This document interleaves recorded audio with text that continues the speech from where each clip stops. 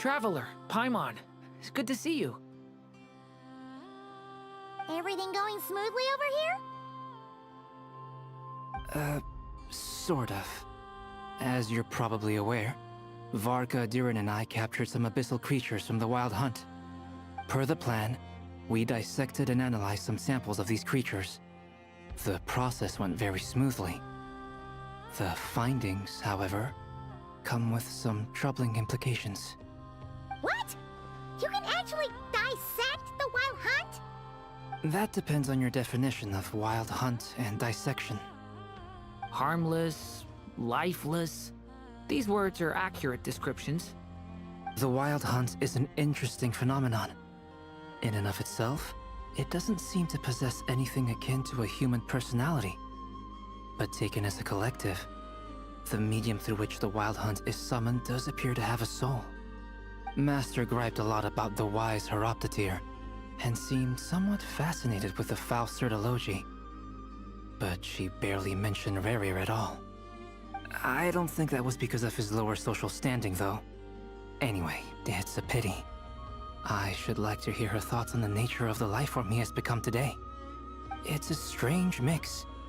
The furious energy of an abyssal being channeled through a fractured physical existence. A consequence of being torn apart by an unknown power.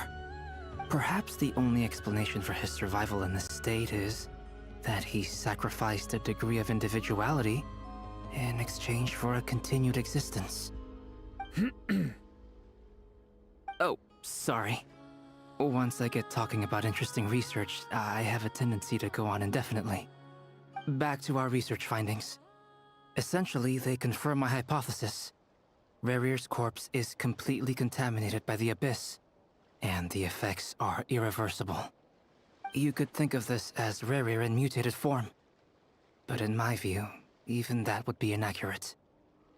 In reality, his whole being has been consumed by the Abyss. In other words, he is now nothing more than a manifestation of abyssal power. Unfortunately, at present, we have no means of completely eradicating abyssal power. Hence, we cannot fundamentally destroy the Reir of Solnari either.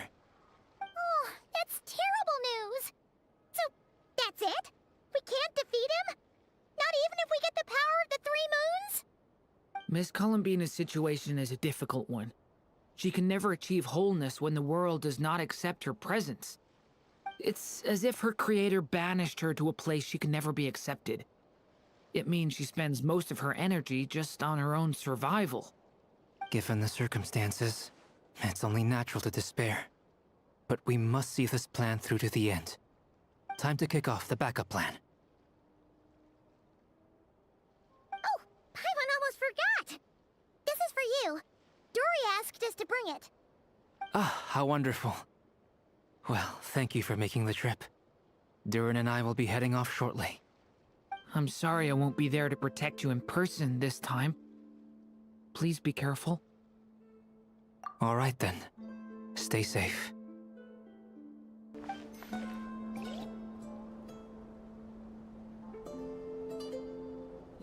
Miss Lauma, is everyone here? Yes. The fate of my flock is in your hands, Grandmaster Varka. Please keep them safe. My lady, what are you saying? Within the next 24 hours, we will face the biggest crisis the world has ever seen. This is not a burden that we deserve to bear, but I believe that we reap what we sow in this life. So I intend to act. I must do what I think is right. For me, that means fighting for the future of Nod-Krai. This gentleman is the Grand Master of the Knights of Favonius, Varka, Knight of Boreas. In my absence, please follow his lead. Hey, everyone. Guess I should introduce myself. Well, to start with, I know my way around a battlefield. Biggest strengths are honesty and hard-workingness. Anyway, point is, I don't intend to let Lauma down. I'm gonna do everything in my power to keep every last one of you safe and sound.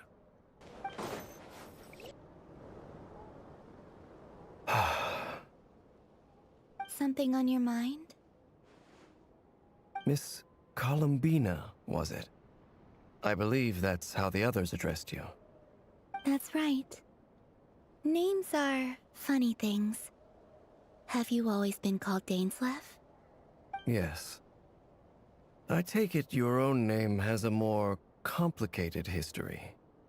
I have a different relationship with names than other people.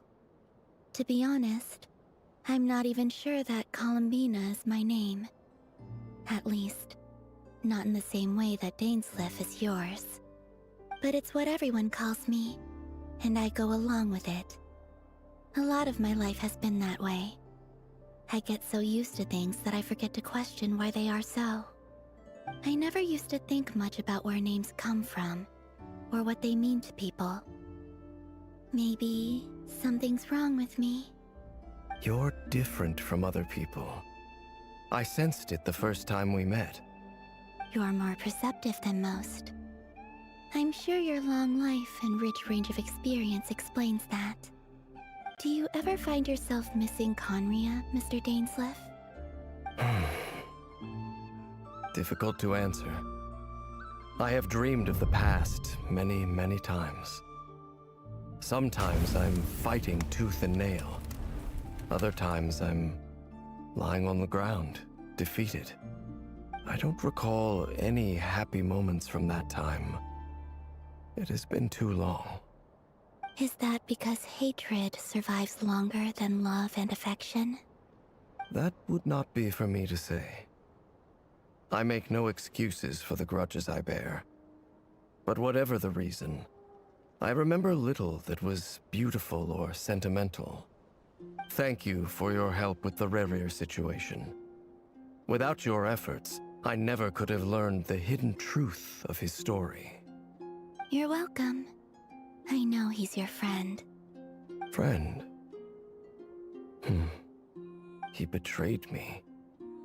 And I never really understood what he was going through in life. Some friendship, that is. Okay. So, do you plan to fight him with us?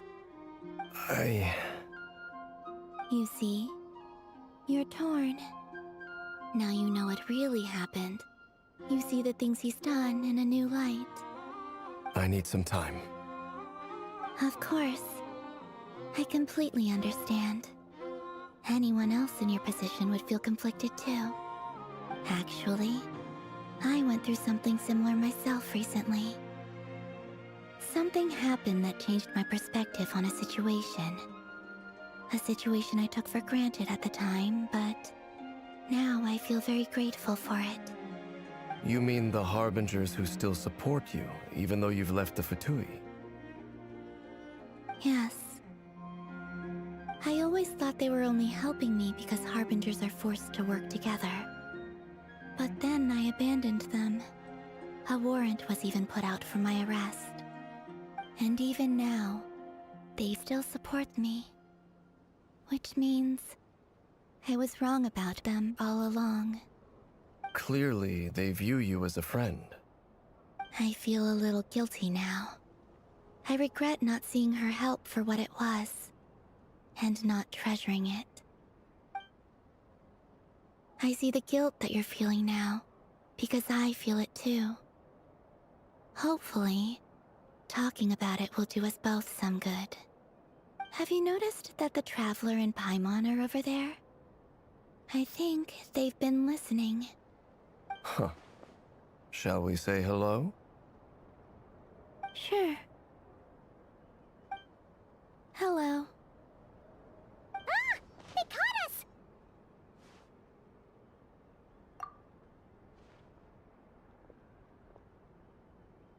I apologize for making you worry. No doubt you wish to know where I stand on the plan to take down the Recher of Solnari. I'm afraid I need a little time, but I will seriously consider joining you. You will? Oh, thank you so much! Everyone will be so grateful to hear that. They needn't be. This was something that I was going to have to face up to eventually. That doesn't matter to them. They're grateful to you regardless. You can't control their gratitude, so just accept it. And then, have a think about whether you're willing to join us.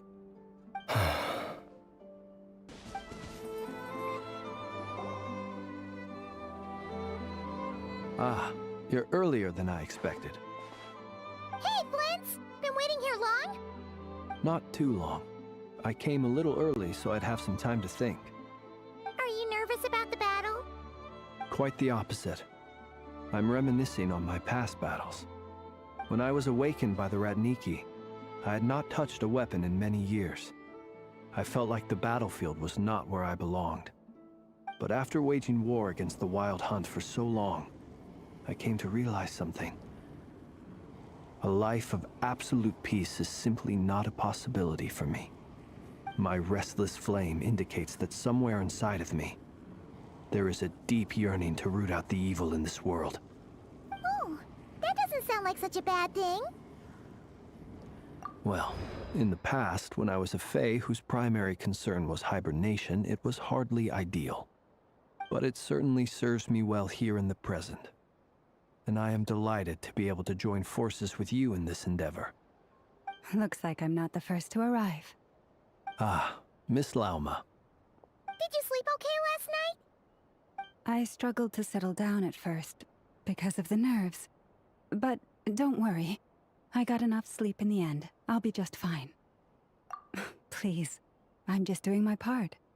Never! Over here! Aino asked me to relay a message. She said Anefa will be on high alert and keep a close watch over all secondary districts where defense is required, providing support as necessary. Meanwhile, Aino herself will provide range support to us directly, using her latest invention. Excellent. My thanks to all involved. The chess set's looking a little unstable. It won't hold him much longer. We should be prepared to engage at a moment's notice. No sense sitting around waiting. Let's make the first move while we still have the option. I agree. Paimon, find a safe hiding place. Got it! Be careful, Traveler! I will.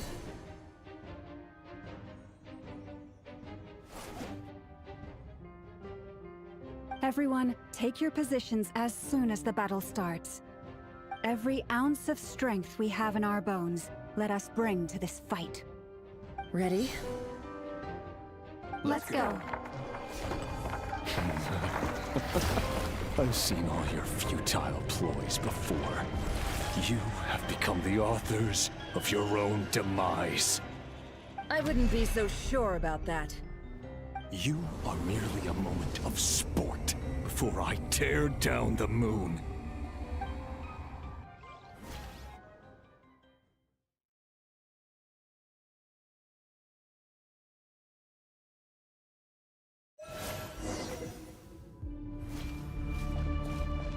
Stay on your toes. Yep, you too!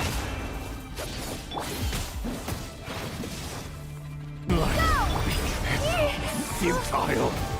The mystery unravels. It began with the moon, and so shall it end. The moon will protect you.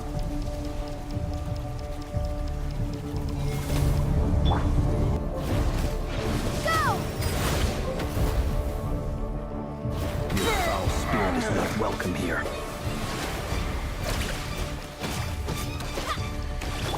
Seek within. Go!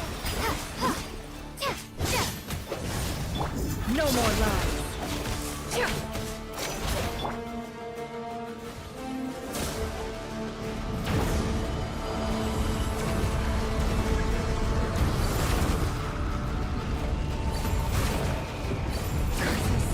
There's no other way.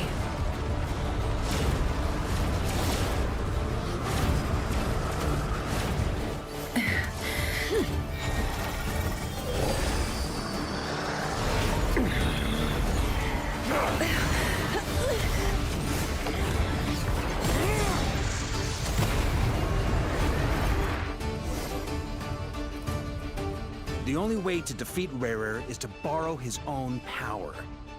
That means Columbina will have to disappear while you two bear the brunt of his attacks. You have to hold on. Find a way to keep him focused on killing the two of you.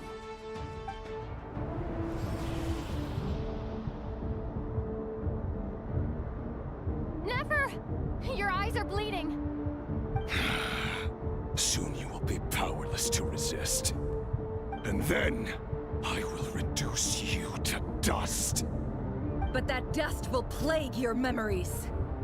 Come on, keep holding on. Any other tricks up your sleeve? Let's see them. As entertaining as they are, you've backed yourself into a corner. You don't fool me. I see your fear clear as day. I have to stoke his rage. Make him unleash everything. You fear what you could never defeat. You fear the thought of never being able to save your beloved. You cannot win the fight against fate, Rarer. Is that what you think? Well, now it's your turn to feel afraid!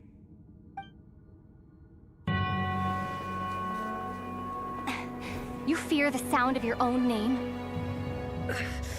Is it us you hate? Or is it what you've become? Let's see what becomes of you!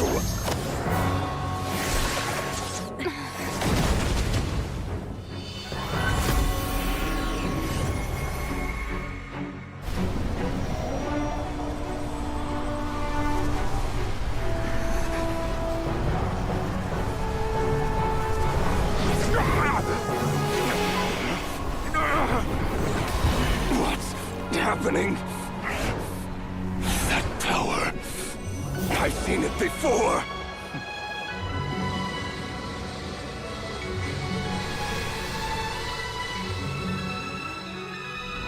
His power is on another level. We'll need to use an alchemical array to convert his power into a usable form. Then quickly channel it into Columbina, rendering her powerful enough to compete with him. I'll join you. I can help. If I release enough abyssal energy into a confined space, it'll create a potential difference, allowing us to extract a huge amount of elemental energy. Next, I'll synchronize with everyone's minds using Pyro, then give you temporary access to their abilities and fields of view. But it won't last long. Can you see? Well enough. So, we have a student of Gold Rhine-Daughter in our midst! How about that?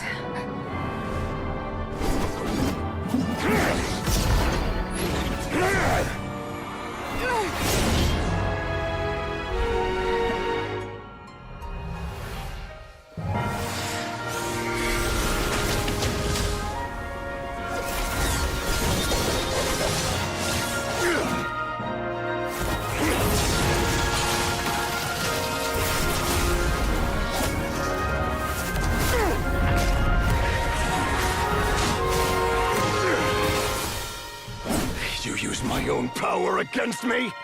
Just like how you stole Kuvaki. Look familiar?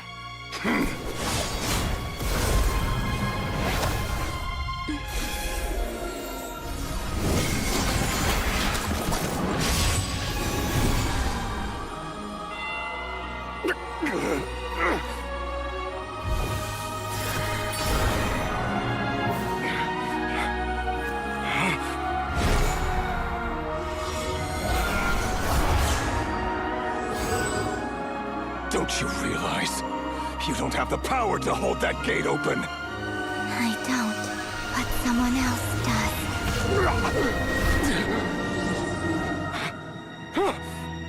Goodbye, Rarer.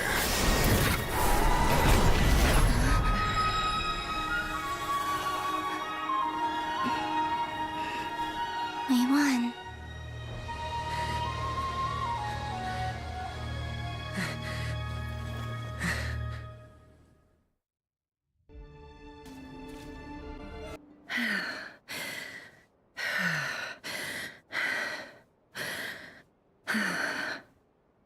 Nefer, how are your eyes? They're fine. Apart from the blindness, of course. It's not too late. Let me handle it.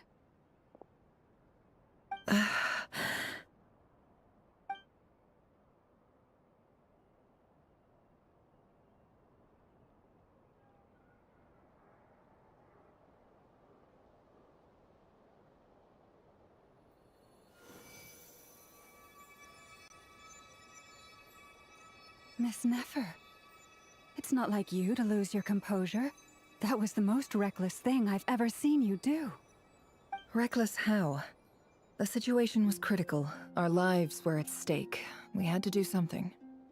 Even so. Okay. I guess you're right. Under the circumstances, it was a wise decision. You traded your eyes for an incredible victory.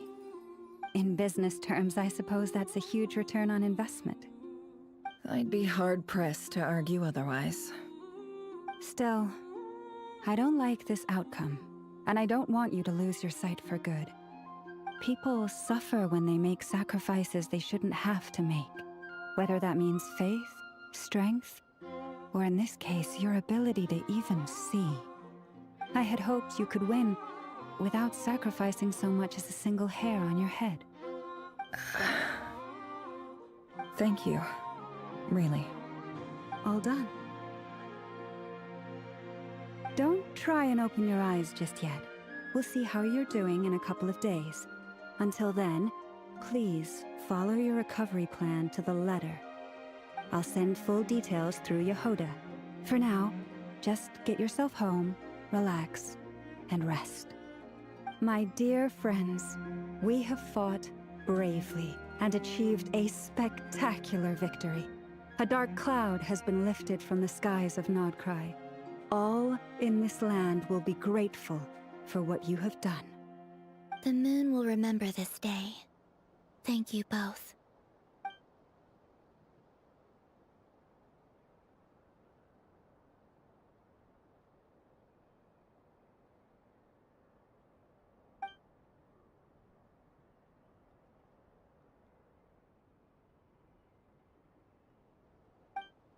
There's something I want to let you know. What is it? When Durin connected everyone's minds so I could access their powers, I also felt everything they felt. And since Nefer's eyes were injured, my eyes are hurting now too. Huh. Hold on. Let me try. I only feel the pain. There's no actual damage. I just thought I should tell you. You're right. There's no damage. That's a relief. But I must say, I'm surprised to hear the Kutar share something like this with me. In the past, you never used to open up about yourself. Things are a little different now from how they were. I'm learning to share how I truly feel with my friends. Friends? You have no idea how glad I am to hear that.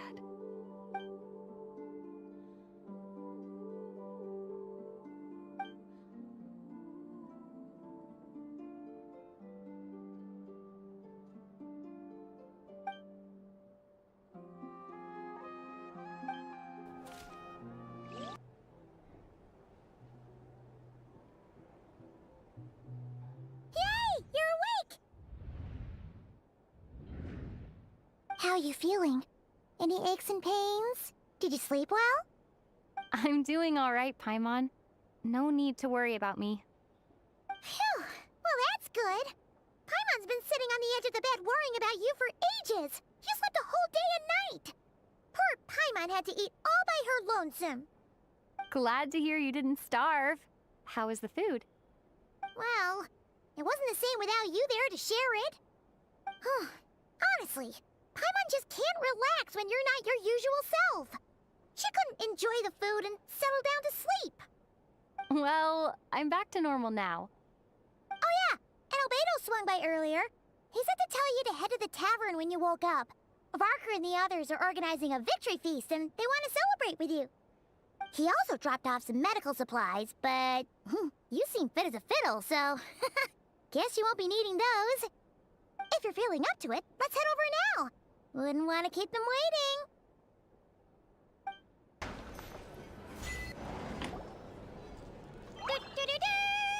We're here!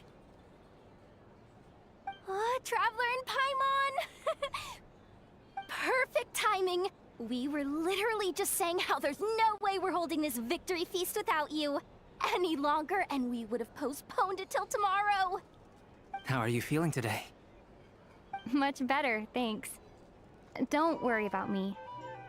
Relieved to hear it. If that changes, just let me know. Happy to check you over at any time. Yep, we're here for you. Anything you need, just let us know. Oh wait, where's Nefer? How are her eyes doing? Nefer's right over there. I'm sure she'd love to catch up with you.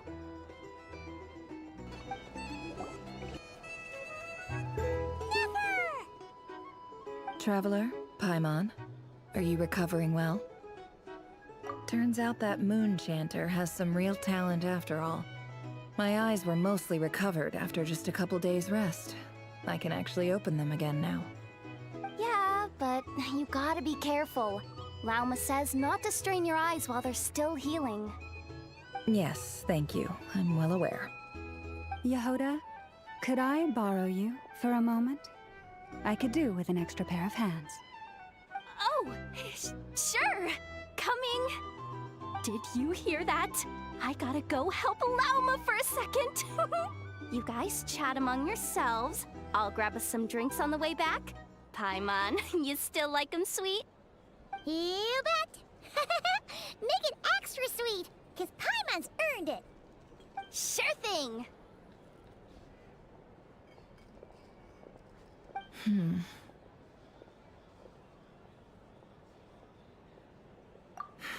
The Raker of Solnari. Kind of a snake, don't you think? No, definitely a snake. A poisonous one who spewed his venomous hatred everywhere. Anyone who seeks revenge out of hatred for other people has become a snake. That's something my dad used to say. Perhaps. I'm sure it sounds like a very wise and open-hearted perspective to your ears. But me? I think hatred is a perfectly justifiable emotion. What else is left when everything you depended on in life gets stripped away? Something's gotta fuel that drive to keep on living. If you're worried about me, you can nip that in the bud. I'm not someone who gets stuck in the past. It's just... I suddenly feel like I was wrong to call my father a liar. He was just a fool. That's why the academia turned their back on him, and why the other tribes ganged up on him. Oh, Father. How much better things could have been if you were a skilled liar. Look at the Ibis King. Thoth is a fiendishly cunning liar. And yet, strangely, he feels more like a father to me than my real dad ever was. He's never brought it up, but I'd bet he feels the same way. Why else would he give me the power to perceive the truth, while at the same time training me in the art of deception? Well, King Deshret banished him to Aru, which is essentially a prison, and posed 3 questions to him. He promised that he'd have his freedom if he could find the answers. His response was to take on a physical form and approach me, hoping that I could become his envoy and search for one of the answers on his behalf. Did he really think I'd fall for that? He's stuck there. He can't make me return what he gave to me. So that's enough for you to decide he's nice, is it? He's a prisoner, and he was scared. So he decided to perform some good deeds to win people's approval. He lives in fear because he's a deceiver. How is Rerir any different? You can't work as a spy your whole life and expect a happy ending. It's preposterous. Yet I can't say I don't understand it. Liars live in the darkness of their own making. but it's still human nature to want to go on living. They say that a liar's soul is the most worthless thing in the world. What do you think? Good. If you understand that, it means you're smart, and you see things objectively. If you ask me, the soul of a liar really is worth nothing, because all they care about is themselves. For example, when something good falls into my lap, I don't go sharing the news around.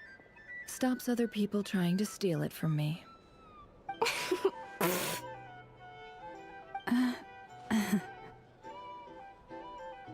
So be it. They have sharp ears. I can't keep anything from them. Oh, is that what it looks like? Well, you all know my past now. And I can't simply eliminate everyone who knows too much. So I guess I just have to put up with you. For the foreseeable future, at least. When you find yourself in a situation you can't control, the safest play is to keep calm and start monitoring everyone involved like a hawk. In the intelligence world, you need to have a sense of perspective and play your hand accordingly. If you understand what's at stake, please ensure my secret is safe with you. I trust you'll respect my wishes as a friend. But don't forget, I will also be watching you like a hawk. Very good. Oh wait! Now that the panic's over and we've all calmed down, Paimon suddenly remembered something. After all that build-up, our mystery ally never showed up even once!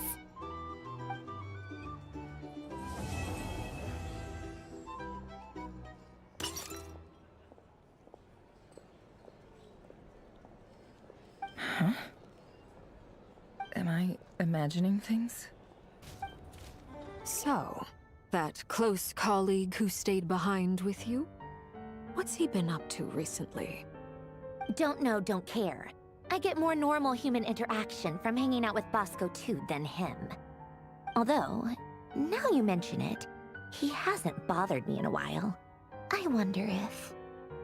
If he's disappeared without a trace, it's the biggest gift he ever gave to the world. But I somehow doubt that's what's going on. He won't lie low forever. So we'd better stay on guard.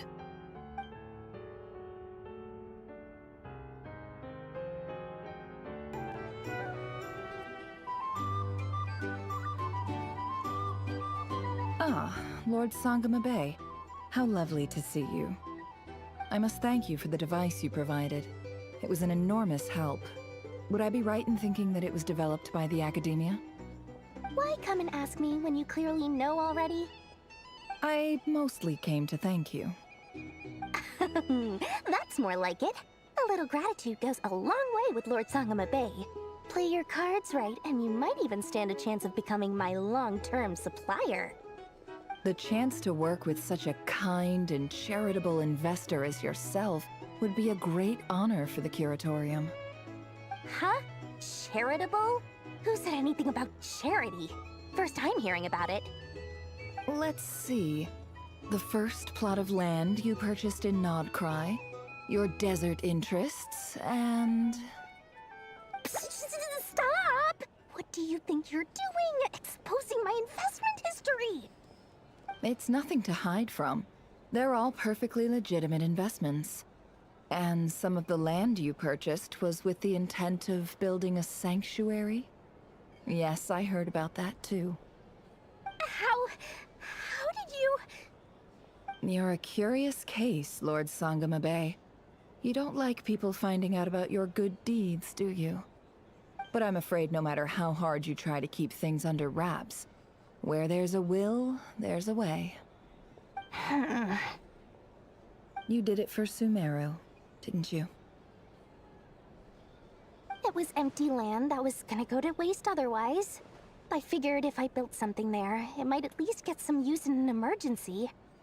Disasters are capricious things. They strike without any warning. I've lost family to a disaster before, and I don't want to lose any friends or business partners if I can help it. My elder sister used to dream of finding a sanctuary. Somewhere with plenty of food, water, and medicine. Where everyone could live happy lives. It was something I looked into, but after discussing things with the Dendro Archon, I decided on a more effective strategy. The tech people handled the tech, and Moneybags provided the Mora. It just made the most sense.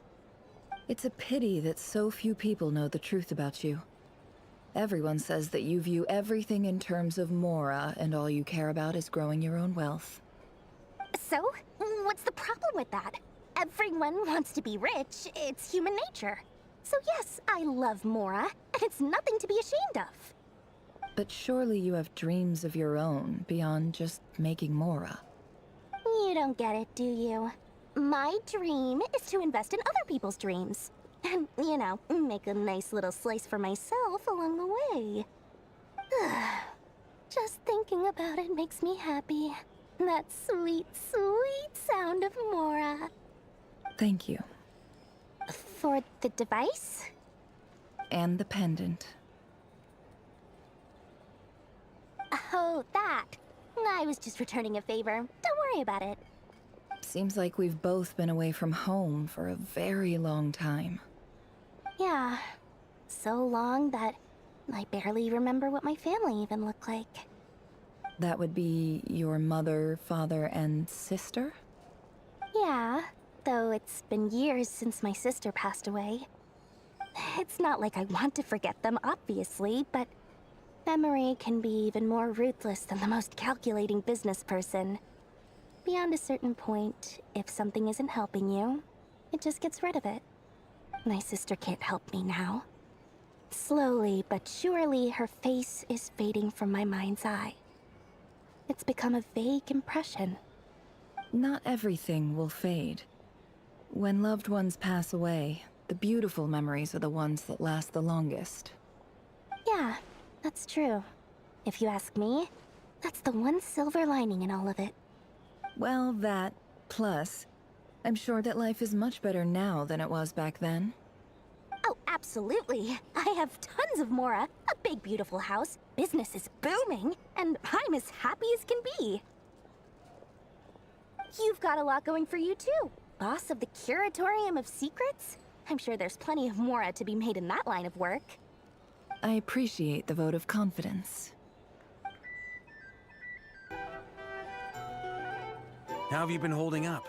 Any adverse reactions? If you start to take a turn for the worse, make sure you tell me right away. You don't need to worry about me, Grandmaster. I'm fine. I mean, I barely did anything, so... What? You're too humble, young man. You played an indispensable role in the battle for Nod-Krai. We can't thank you enough for your support. Sometimes, when people praise you, it's because you deserve it. The best thing is to accept it calmly and with grace. It's important to learn how to respond to words of admiration. Let's do a quick demonstration. Albedo, that was an incredible feat of alchemy. The pressure was on, but you worked flawlessly at lightning speed to get the job done. Thank you. I can't take all the credit, though. Durin played a big part in forming the alchemical array. See? Did you catch that? A masterclass in how to take a compliment. Okay, yeah. I did work pretty hard to help prepare for the battle. No point denying that. Hey, you guys! Hey, look who's bounced back. Looking good, Traveler. Seems like you've recovered. You won't need to take any more medication. Can I get you a drink? Huh? You know how to order at a bar now? You've sure learned a lot recently. Handling a drinks order is ridiculously simple compared to alchemy. Don't worry, I'll blend into society yet. Paimon believes it. You're clearly a fast learner, just like your brother. To be totally honest though, Paimon didn't quite follow all the details when you first explained the plan to us. Don't worry, that's completely understandable. Unless you're a student of alchemy, it's hard to grasp the principle and how the process works. To put it in the simplest terms, we saw how our enemy stole the power of Kuvaki, and that gave us the idea of stealing his power to turn it against him. When facing an enemy you have no hope of defeating, it's best not to engage them in battle. So, instead of looking for a way to overpower him, we decided to help Columbina get strong enough to at least stand up to him in a fight. For this to work, we had to analyze his modes of attack, confirm who his main target was, and make sure that he wouldn't go beyond the range of the alchemical array. For added security, we prepared a total of 4 arrays. But to mitigate the impact of the battle, we identified one location in particular as the ideal spot, which is where the confrontation took place. The alchemical array absorbed his abyssal power, then Durin processed it to render it usable by Columbina. That power enabled her to do what would otherwise have been nigh on impossible. What surprised me was that Dainsleif actually agreed to join us.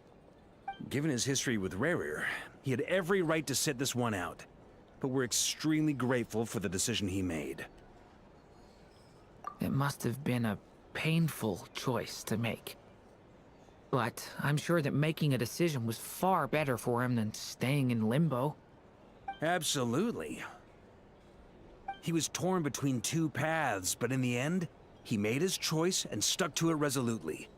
He doesn't strike me as the sort of person who'd stay trapped in limbo for long. Anyway, however you cut it, everyone gave a stellar performance. And now, it's time to kick back and celebrate.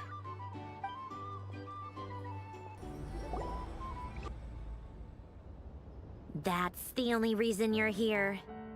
Yes. I've thought a lot about it. And I've realized that you, me, and Arlecchino should be friends. I think this is very important. So I felt I had to come and tell you. Well, this is a new one. I'm so moved. I can't even hold my teacup. If that's all, you can leave now. Do you not want to be friends with me? Or is it that you prefer being co-workers? What is this, Columbina? Are you deliberately testing my patience threshold? Right now, my politeness module is active. But if you say another word, I swear I'll shut it down. If your politeness module was active, wouldn't you say the word please at some point? Polonia, please see Lady Columbina to the door. Will you still invite me to your next tea party? What? Yes, I think you will. Bye-bye, dear Sandrone.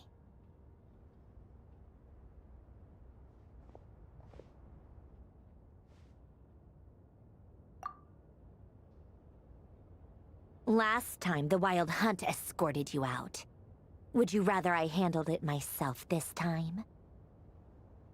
We just wanted to, see how you were doing now that it's all over. Why? Out of concern for my safety? I hope you didn't seriously think that the Rayhir of Solnari would be able to lay so much as a finger upon me, given how prepared I was. Mostly because you kind of helped us out, so we just wanted to check you were okay. Looks like all your robots are fixed, huh? Oh, don't you worry about that. Tea time is already a write-off. The visitor before you managed to kill my appetite. If you're in the mood for tea, go ahead and help yourself. Otherwise, it's going to waste. My coasters are still missing in action, though. Use this notebook instead. Whoa! Pretty hefty notebook. Look at all those calculations. You can ignore those. They're just dumb scribblings. I doodle and write in my free time. Sometimes I remember the distant, dreamlike past. Sometimes I imagine the far-flung future.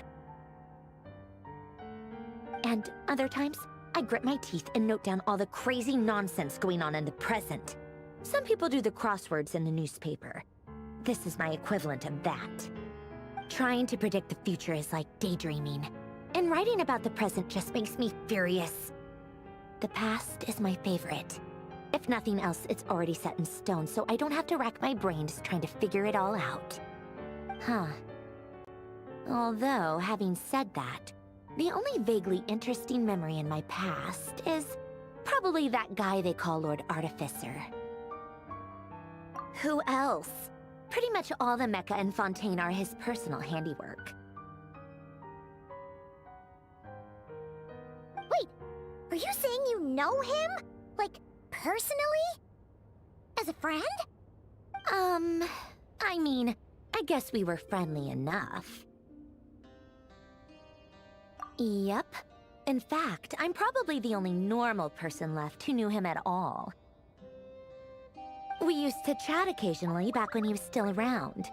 Before he passed away, he asked me to destroy all his manuscripts. I honored his request, but I did read through everything first before destroying them. I mean, I couldn't let the genius of Lord Artificer Alain Guillotin disappear like that. Would have been such a waste. So, that's where the formulas in your notebook are from? I just told you. Those are my equivalent of crossword puzzles. They're just dumb formulas that I solve for fun when I'm bored. Alain's work was like epic poetry. The formulas in my notebook are just silly little riddles in comparison. Not that there's anything bad about them. I mean, at least, solving those riddles isn't going to hurt anyone. Except me, 'cause I lose a few brain cells in the process. Anyway, while we're on the topic, I might as well tell you about what happened to him and his friends. Alain Guillotin had two close buddies, René and Jacob. They spent their childhood years together in the Narzissenkreuz Institute. They were all quite competitive, so there was some rivalry between them, but it was a friendly rivalry. But beneath the friendship and the rivalry ran something deeper, a sense of nostalgia for the past. Unfortunately, childhood would end, the prophecy would come true, the apocalypse would arrive, and the future would never be. A mad dream that would normally only capture the minds of lunatics begin to take root in their hearts. A dream of saving the world. And if René and Alain had been people of lesser wits, that dream would probably have ended up as something for them to joke about in their older years. But alas, they were some of the sharpest minds around. They nurtured that dream with the full power of their intellect, and it grew into something that ate away at their souls. The first of them to fall under its spell was René. Against Alain's wishes, he persisted in experimenting on a mutual friend of theirs to try and save their life. Alain did not approve and parted ways with René. It's complicated. Alain wanted to believe that René only did what he did for the sake of their friendship. But when he told me about what happened, I could tell he still had some suspicions about René's motives. Perhaps the seed that would grow into a nightmare had already sprouted in René's mind. Even then. The next time they met, René's soul had been completely engulfed by the dream of salvation. His futile attempt to change the tide of fate only resulted in a wave that swallowed up the world, even before the apocalypse came. And although that wave died down eventually, I hear that it just recently came back with a vengeance. As I understand, René wanted to live out his dream of salvation once more. But I'm told that the attempted resurgence finally died out for good. At long last, René awoke from his deluded dream. Though of course by then it was far too late. What do you think of René? Do you admire his transcendent genius? His view that any price was worth paying to achieve the lofty goal of saving the world? Or do you despise him? Dismiss him as an evil madman who wrought havoc on the lives of everyone around him as he pursued his delusional dream? Same difference, really. Just a matter of perspective. What a cop-out. But I suspect you'd have a more incisive and insightful answer if we dug into it further. I don't like fanatics who give up their whole lives for their ideology. Nor do I like fools who let their delusions take control. Maybe I could understand if René had just been an ordinary person. But he had a sage-like intellect, and still managed to get himself lost in the labyrinth of his own desires. Anyway, that's enough about René. Now, moving on to Alain Guillotin, the Lord Artificer. He managed to put a stop to the first storm whipped up by Renee. But after that, Alain lost his friends and family. To his credit, I suppose, the loss of his family and friends was purely a tragic accident. It's not like Alain sacrificed them for his cause or anything. After that, the only thing supporting his work was the same dream that had dragged his closest friend down to the abyss. But although the desire to save Fontaine drove him to found the Fontaine Research Institute, Alain continued to reject any form of transcendental knowledge or power. He was suspicious and fearful of it, having seen the way it had affected his closest friend. I think that formulas and machines derived solely from human intellect were the only thing that gave him a sense of spiritual comfort. Yet Alain's intellect was simply too great. It barely left him space to breathe in his lifetime. Once he realized that the end of his life was approaching, he finally accepted the truth. The Nod-Krai Institute needed someone, and a human being, to see its story through to the end. He quit working on his formulas, trading them in for the fairy tales that had played such a formative role in his childhood, but which he barely touched in his adult life. He told me that the director of the Nod-Krai Institute used to read those fairy tales to the children as bedtime stories. Apparently, they worked wonders at sending kids off to sleep. I think that all he wanted at that time in his life was to be able to sleep deeply without being plagued by depression. By that point, nothing else really mattered. At the very end, he laid down to rest in the ruins of the former Nod-Krai Institute orphanage, while the Fontaine Research Institute he had founded continued tirelessly with its work. Many years after that, tensions over competing dreams would once again cause a rift, this time between members of the Fontaine Research Institute. But the actions of those fools had nothing at all to do with Alain.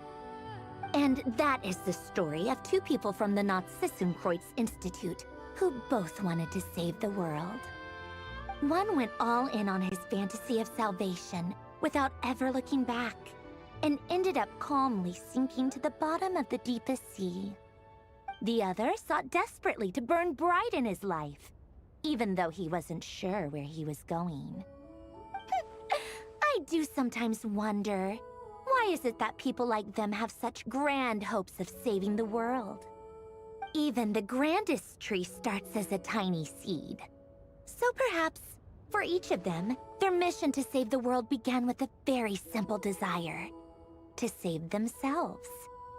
They were young children with friends and family who mattered to them, desires to explore the meaning of life, ambitions to have a successful career.